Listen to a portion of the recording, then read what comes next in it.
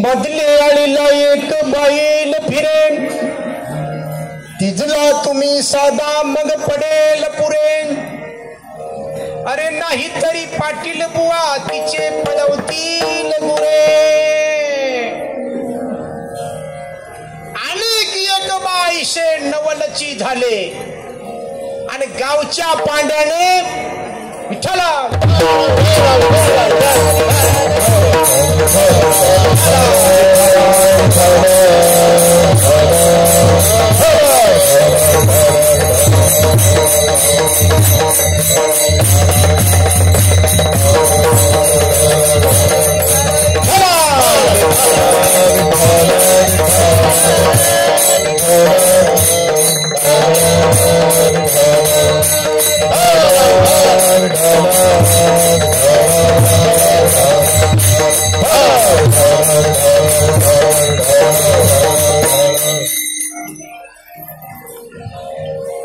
कीर्तन जवळजवळ आता संपण्यात आलेले आहे. फक्त तुमचे 10 मिनिटं घेणार आहे आणि 10 मिनिटामध्ये अभंग 6 चरणाचा जर योग आला तर दुसरीकडे सोडू बाकीचे चरण. इथं नाही म्हणत मी. शिवाजी पाटील म्हणतील यांना बुक केलं पुढचं.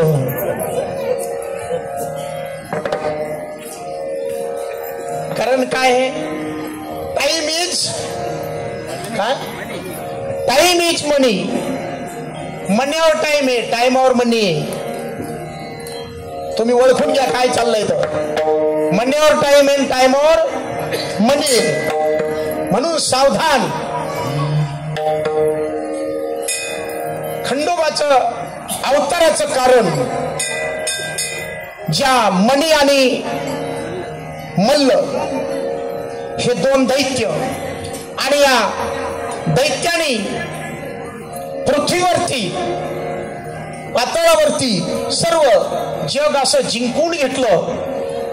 नवे नवे अत्याचार लावला आणि ऋषी मुनी हे भगवंताकडे गेले आणि त्या मणी आणि मल्ल या दैत्याला ज्याने वर दिला होता, कोणी?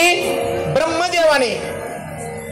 त्या ब्रह्मदेवाने वर असा दिला होता, यांनी तपश्चर्या केली आणि वर मागून घेतला की आम्हाला मरण नको. ब्रह्मदेव म्हणे मीच मरकाय, कारण येथे उरू नाही आले, कारण मीच मरकाय. तुम्हाला तो वर देऊ शकत नाही, पण एक वर देऊ शकतो. का?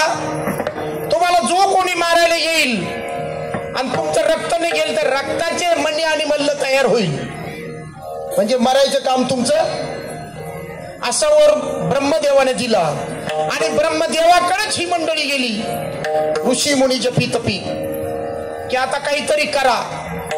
ब्रह्मदेव म्हणे आपल्याकडून काही होत नाही, आपल्याकडून हे काही होत नाही. मग तुम्ही काम करा, विष्णू भगवंताकडे जा. विष्णू भगवंताकडे गेले, ते म्हणे आपल्याकडून पण हे काम होत नाही. मग हे काम कोणाकडून होईल? जो आधी भगवंत शंकर भगवान, जो सगळ्याच्या आधी त्याचा अंत लागला नाही. नाथ महाराजांनी सांगितलंय, पहिले कोठेच नव्हते काही, पहिले कोठेच नव्हते काही, चंद्र सूर्य तारा नाही.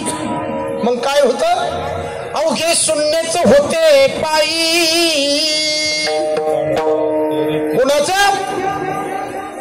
त्या भगवान शंकर अवघे शून्यच होते पायी. त्याचंच नाव आहे कान्होबा, तेरे तेरे तेरे.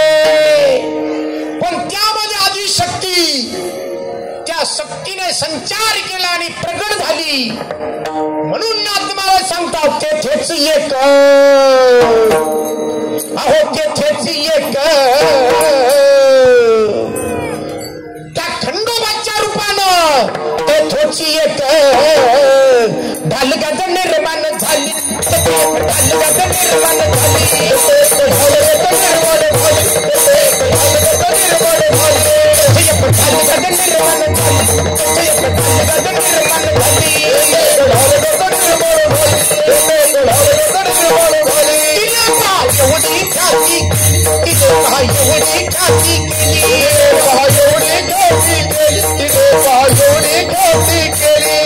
इंद्रजिताची मन भावली, इंद्रजिताची मन भावली, इंद्रजिताची मन भावली. अमरपुरीची ती घरकुली, अमरपुरीची ती घरकुली, अमरपुरीची ती घरकुली, अमरपुरीची ती घरकुली. तिने बापाची नाद का केला,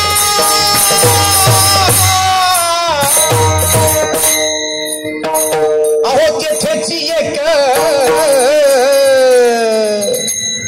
पंढरपुरामध्ये एक, या जेजुरीमध्ये एक, आणि या सोनारपाड्यामध्ये एक ढालगाज निर्माण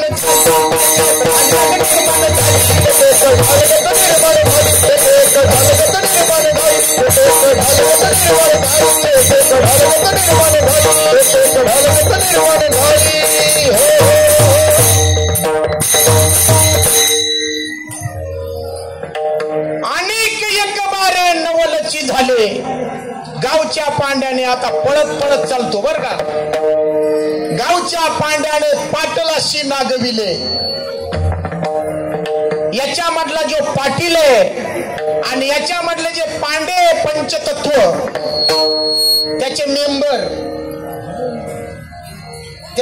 मेंबर हे पंचतत्व आहे. असं एक नवल झालं आणि त्या पाटलाला त्या मेंबरने सोडून दिलं. गावच्या पांड्याने त्या पाटलाशी नागविले. मग पाटलाचं काही राहिलं का? पाटलाचं पद गेलं, पंचतत्व गेले, पाटील पण राहिलंच नाही. साऱ्या कागदाचे त्या पाटलानं एवढा कागद बनवून ठेवला होता. माऊली, मला बंगला बांधायचा, एवढ्या गाड्या घ्यायच्या, एवढे शेती घ्यायची, एवढं सोनं घ्यायचं, हे मोठा कागद बनवला होता. कोणी? त्या मनाजी पाटलाने. पण ज्या वेळेस ते मेंबर सोडून गेले त्या पाटलाला, बबन महाराज त्या पाटलाला ते मेंबर सोडून गेले, पांडे म्हणतात त्यांना, त्यावेळेस तो कागद अख्ख्या कागदाचं एक शून्याची झाले. हिंडता फिरताना एक शकून सांगे, आपण कुठं जा? अरे मुंगी के पाँव में घुंघरू बजता तो भी मेरा भगवान सुनता है. हिंडता फिरताना एक शकून सांगे, आणि त्याच्या सत्तेने, कुणाच्या? त्याच्या सत्तेने या आळीस जागे, या आळीचा पाटील जागा कधी राहतो? जोपर्यंत त्याची सत्ता आहे तोपर्यंत. त्याच्या सत्तेने या आळीस जागे. आणि तसा वर तेव्हा भगवान शंकर प्रसन्न झाले आणि त्यांनी सांगितलं मी कृतयुगामध्ये मार्तंड भैरवाचा अवतार घेईल आणि तेव्हा या दुष्टांचा सर्व संहार करील म्हणून ते दैवत आपलं कुठे सगळ्यांचं जेजुरी आहे पण गावोगावी ते मंदिर झाले आणि तो दिवस ज्या वेळेस त्या नवरात्रामध्ये दुर्गा देवीने 9 दिवस नवरात्र म्हणजे युद्ध केलं महिषासूर 10व्या दिवशी मारला तसं 6 दिवसाचं हे नवरात्र आहे आणि 6 दिवस मार्तंड भैरव खंडोबारायाने ते 6 दिवसाचं युद्ध केलं आणि 6व्या दिवशी चंपा षष्ठीला त्या दैत्याला मारलं मल्ल आणि मणी म्हणून हा दिवस आहे विठ्ठला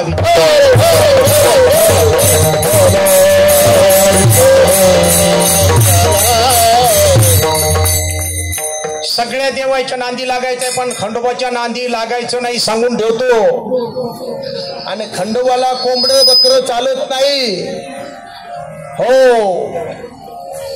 खंडोबाला कोंबडं आणि बकरं चालत नाही बरं का ते तिकडं बाजूला कापायचं तिकडं खंडोबाला नाही चालत खंडोबा कोणाला सोडत नाही कारण ज्याप्रमाणे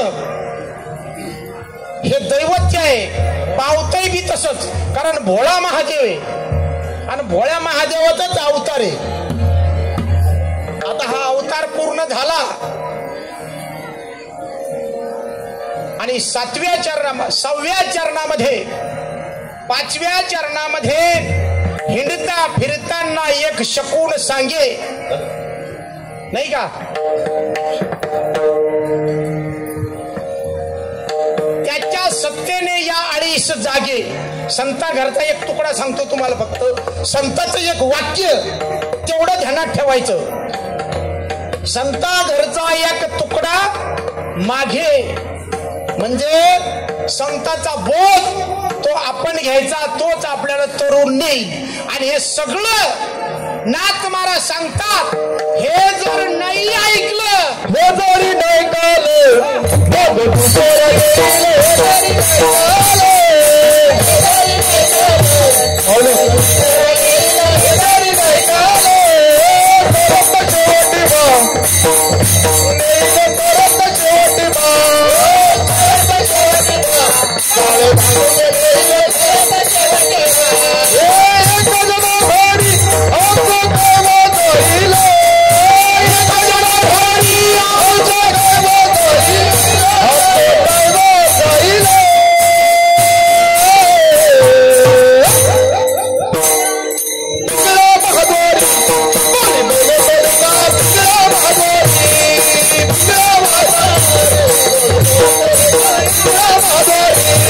Thank you.